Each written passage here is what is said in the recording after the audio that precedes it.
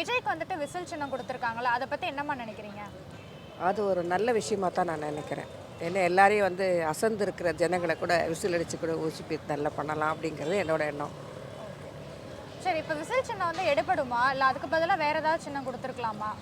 இல்லை, இதுவே பரவாயில்ல, நல்லா தான் இருக்குது. ஏன்னா இது டிஃப்ரெண்ட்டாக இருக்குது, யாரும் இது வரைக்கும் இல்லைன்னு நினைக்கிறேன் நான் இந்த சின்னம். அதனால் இது நல்லாவே எடுபடும்னு நினைக்கிறேன். அதான் என்னோட ஜென்டரான ஒப்பீனியன் மட்டும்தான் நான் சொன்னேன். மக்கள் என்ன நினைக்கிறதா தெரியாது. என்னோட உணர்வு யாருமே இல்லாத ஒரு சின்னமாக இருக்கிறதுனால அது ஜெயிக்கும்னு நினைக்கிறேன்.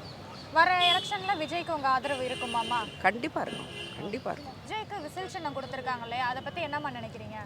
நல்ல சின்னம், நல்லதுன்னு நினைக்கிறேன். ஏன்னா அது எல்லாம் தூங்குறவங்களாம் முழிக்கிறதுக்கு விசில் அடித்து தான் எழுப்புவாங்க. ராத்திரி இருந்தாலும் சரி, எந்த திருடங்க வந்தாலும் சரி, நைட் வாட்ச்மேன் யார் இருந்தாலும் விசில் வச்சு தான் கூப்பிடுவாங்க. எல்லாம் எழுந்து முழிச்சிப்பாங்க. அந்த மாதிரி அவருக்கு நல்ல இது கொடுத்துருக்காங்க. தூங்குகிற ஜனங்க நல்லா முழிக்கணும், நல்லா எழுந்து எல்லாம் பண்ணணுன்ட்டு அவருக்கு நல்ல இதுதான், சைன் தான், நல்ல இது.